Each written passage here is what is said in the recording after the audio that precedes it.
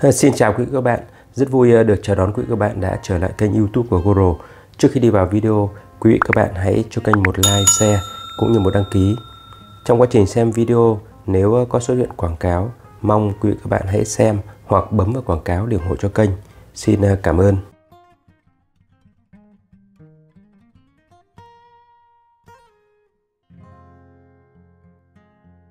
Hôm nay tôi sẽ đưa quý vị các bạn trở lại với đường vành đai 2 để xem tình hình giao thông trên toàn tuyến từ cầu Vĩnh Tuy đến ngã tư Sở sau khi thông xe gần 2 tháng hiện nay như thế nào.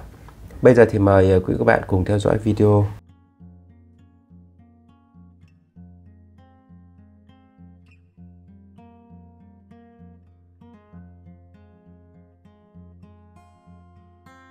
Dự án đường vành đai 2 trên cao và dưới thấp được đầu tư theo phương thức BT, đổi đất lấy hạ tầng do Vingroup làm chủ đầu tư. Dự án thì có chiều dài gần 6 km với tổng mức đầu tư là hơn 9.400 tỷ đồng. Theo thiết kế thì phần đường dưới thấp có quy mô 8 đến 10 làn xe, rộng 53,5 đến 63,5 m tùy vị trí. Vỉa hè thì rộng từ 4 đến 6 m mỗi bên và được lát đá, trồng cây giáng hương. Còn đường trên cao thì dài hơn 5 km với 4 làn xe, rộng 19 m chỉ dành riêng cho ô tô. Dự án này đi qua 4 quận trung tâm là Hai Bà Trưng, Đống Đa, Hoàng Mai và Thanh Xuân.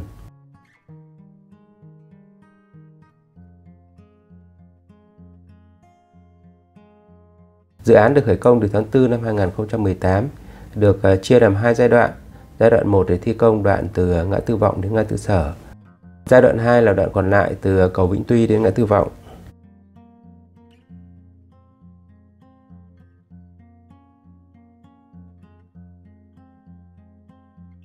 Giai đoạn 1 là đoạn từ ngã tư Vọng đến ngã tư Sở, có chiều dài khoảng 2 km, chính là toàn bộ đường Trường Chinh. Được khởi công từ tháng 4 năm 2018 và dự kiến hoàn thành sau 15 tháng thi công.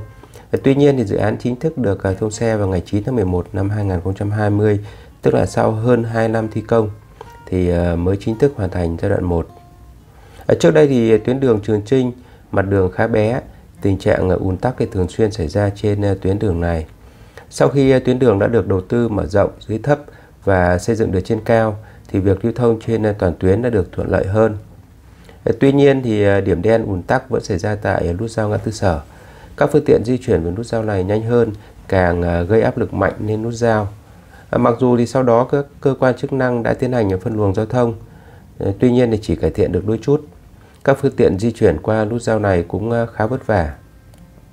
Đến giữa năm 2022 thì để chuẩn bị cho việc thông xe trên toàn tuyến vành đai 2 từ cầu Vĩnh Tuy đến ngã tư Sở thì các cơ quan chức năng tiến hành phân lại luồng giao thông qua nút giao này, cũng như là bố trí công an giao thông, thanh tra giao thông, dân phòng để điều tiết nhằm giải tỏa nhanh các phương tiện vào giờ cao điểm.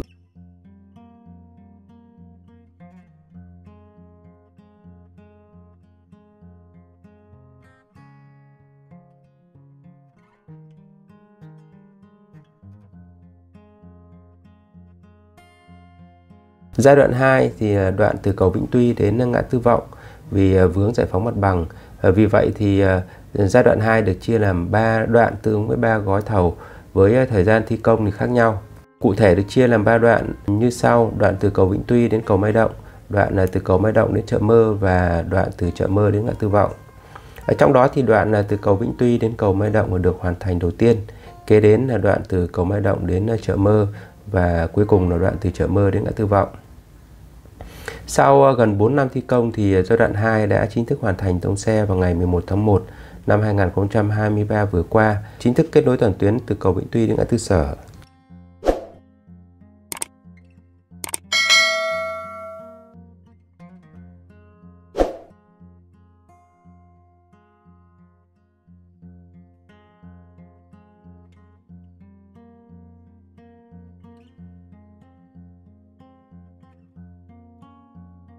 Sau khi thông xe toàn tuyến từ cầu Vĩnh Tuy đến ngã tư Sở, đến hiện nay như quý vị các bạn cũng có thể nhìn thấy trên video, toàn tuyến thì mặt đường đã rộng rãi khang trang, các phương tiện lưu thông trên tuyến đường này đã thuận tiện hơn. Tuy nhiên, hiện nay tình trạng ùn tắc tại nút giao ngã tư Sở vẫn chưa tìm ra được giải pháp khả thi. chỉ là giải pháp tạm thời bằng việc là bổ sung người để điều tiết giao thông. Để có giải pháp đồng bộ thì có lẽ phải tiếp tục đầu tư đoạn còn lại từ ngã tư Sở đến Cầu Giấy. Về vấn đề này thì trong đầu năm 2022, Sở Giao thông Vận tải thành phố Hà Nội đã đề xuất kiến nghị với Ủy ban nhân dân thành phố Hà Nội nghiên cứu phương án đầu tư để hoàn thiện đoạn từ ngã tư Sở đến Cầu Giấy nhằm triển khai dự án trong giai đoạn từ 2026 đến 2030.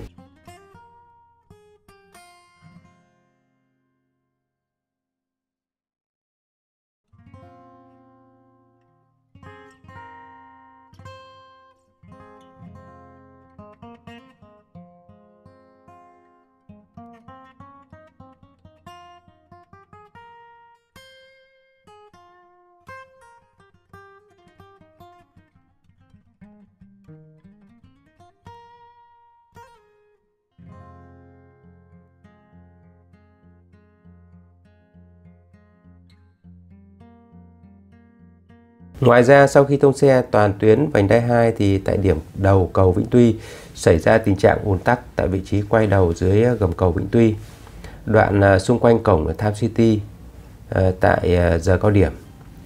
Hiện nay thì các cơ quan chức năng đã tiến hành đóng lại lối mở quay đầu tại vòng xuyến đầu tiên dưới gầm cầu Vĩnh Tuy theo hướng lưu thông từ cầu Mai Động về cầu Vĩnh Tuy.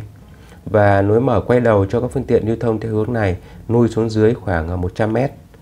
Mặc dù vậy thì tình trạng ùn ứ vẫn còn xảy ra vào giờ cao điểm. Cũng như hiện nay cầu Vĩnh Tuy giai đoạn 2 đang thi công, nhà thầu phải quây tôn để thi công nhịp cầu tại vị trí trụ T17 và trụ T18, chiếm vào lòng cầu lưu thông. Kết hợp với việc do thông xe toàn tuyến vành đai 2, vì vậy các phương tiện ô tô di chuyển đổ về cầu nhanh hơn, dẫn đến là ùn tắc kéo dài từ ngay chân cầu Vĩnh Tuy. Tuy nhiên thì về tình trạng này thì sẽ chỉ được cải thiện khi cầu Vĩnh Tuy giai đoạn 2 dự kiến thông xe vào dịp cuối năm nay.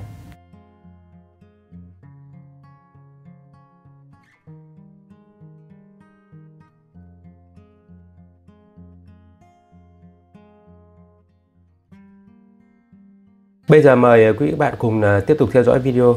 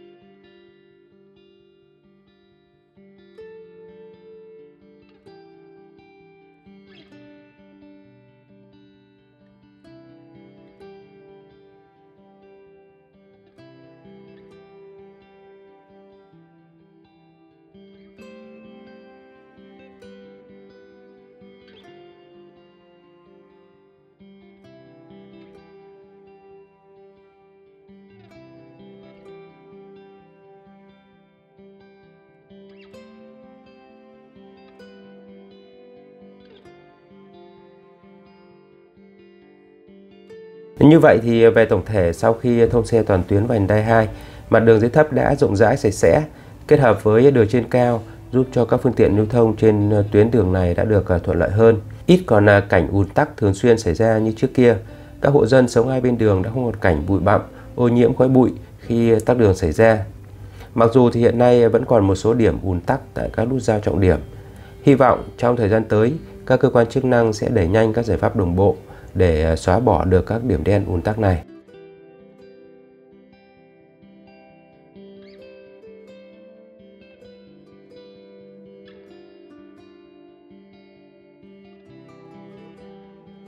Cảm ơn quý các bạn đã đồng hành và theo dõi video thời gian này. Nếu quý các bạn thấy video này có ích, xin hãy cho kênh một like, share để giúp lan tỏa thông tin đến được nhiều người hơn. Nếu quý các bạn cần góp ý chia sẻ, xin để lại bình luận phía bên dưới. Và đặc biệt, quý vị các bạn nào chưa đăng ký, xin đừng quên bấm nút đăng ký để ủng hộ cho kênh. Bây giờ thì xin chào và hẹn gặp lại quý các bạn trong các video tiếp theo.